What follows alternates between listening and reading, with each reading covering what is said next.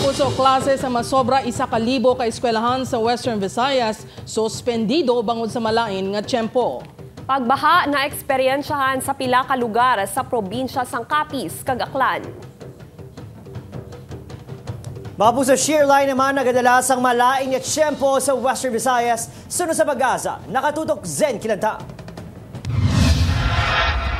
Naeksperyensyahan ang pag-ulan sa pila ka bahin sang Western Visayas humalin pa kahapon. Bangod sa malain nga tiyempo sa datos sang DepEd 6, naglabot sa 1,096 ka eskwelahan sa rehiyon ang nagpaiway sang face-to-face classes sa tanan nga level. Sa probinsya sang Capiz, 572 ang nag-anunsyo sang suspensyon sang klase.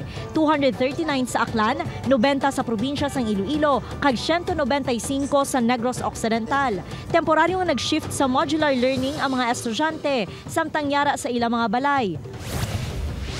Naka-eksperyensya sang pagbaha sa pila ka mga lugar sa Aklan. Mataas ang tubig sa karsada sa Altavas kaina sang aga. Temporaryong naging paiway ang pag-agi sa mga salakyan sa highway. Sa impormasyon sang Altavas MDRRMO, as of 11 a.m., passable na sa tanan nga sahi sang salakyan ang mga karsada sa Banwa. Nagtaas man ang tubig sa pila ka mga lugar sa Banwa sang Balete.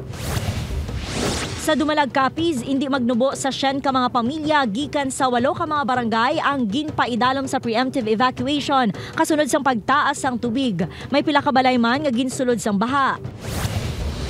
Ginbaha man ang pila ka talamnan sa Banwa sang Sigma. Wala man sang may nalista nga evacuee ang MDRRMO. Apang may pila ka karsada nga mabudlay agyan sa mga salakyan bangod sa pagtaas sang tubig. Sunod sa Pag-asa, lauman ang maulanon nga tiyempo, partikular sa Aklan, Capiz, kag porsyon sang Northern Iloilo, dala sang shear line. Ga-affect ang aton nga shear line, which is ang amuni ang aton nga gapadala sa mga paggalod mga langitan, hagdala magyapon sa mga pagbugat nga ulan sa areas kato. Amo man na nga sakay ang aton nga shear line is medyo babaw siya, that's why nga na-igo ang aton nga Aklan kag Capiz nga area. Sunod sa Pag-asa, posible nga magpadayon ang maulanon nga tiyempo tubtob sa masunod nga inadlaw. Upod kay Cirilo Randuque, Zen Kilantang, One Western Visayas.